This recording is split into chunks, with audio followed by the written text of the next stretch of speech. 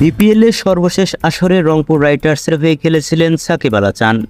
তবে চলতি আসরে তার খেলা নিয়ে রয়েছে অনিশ্চয়তা। দেশের রাজনৈতিক প্রেক্ষাপট পরিবর্তন হওয়ার পর থেকেই বড় হয়ে উঠেছে সাকিব আল হাসানের রাজনৈতিক পরিচয়, যে কারণে দক্ষিণ আফ্রিকার বিপক্ষে টেস্ট সিরিজেও তার থাকা নিয়ে আছে অনিশ্চয়তা। সাকিব আল হাসানের এমন একটা জটিলতা নিয়ে আজ রবিবার মিরপুরে কথা বলেছেন রংপুর রাইডার্সের franchise team director Shahriar Tanim.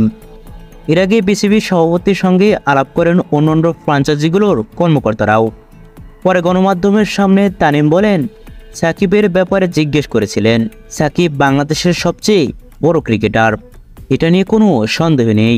Doubt আছে তার ইভেলেবিলিটি নিয়ে, এটা আমার হাতে নাই। নির্ভর করছে দক্ষিণ আফ্রিকার বিপক্ষে তিনি খেলতে পারেন কিনা।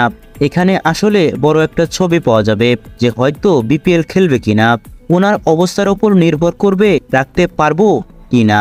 শাহরিয়ার তানিমের ভাষ্য, আমি ব্যক্তিগতভাবে বলতে চাই, সাকিবকে ক্রিকেটের হিসাবে চিনি, রাজনীতিবিদ হিসাবে চিনি না। আমি ব্যক্তিগত জীবনে কি করেন বা কি ব্যবসা করেন এটা আমার আইডিয়া নাই। ব্যক্তিগতভাবে ক্রিকেটার সাকিবের যদি কোনো খুদ দেখতে চাই এটা সম্ভব না। এরপরে তিনি যোগ করেন, সাকিবকে দলে চাইছে তার ফ্র্যাঞ্চাইজি টিম। ক্রিকেটের ম্যানেজমেন্ট বলেন, ফ্যান বলেন, আমি নিশ্চিত বাংলাদেশের কোনো মানুষই নেই যে চায় না সাকিব বিপিএল খেলুক। এটা আমরাও চাই। আমাদের ফ্র্যাঞ্চাইজি হোক, অন্য ফ্র্যাঞ্চাইজি হোক, বিপিএলের জন্য হোক, বাংলাদেশের জন্য হোক, সাকিব আল হাসান সবসময় বড় সম্পদ।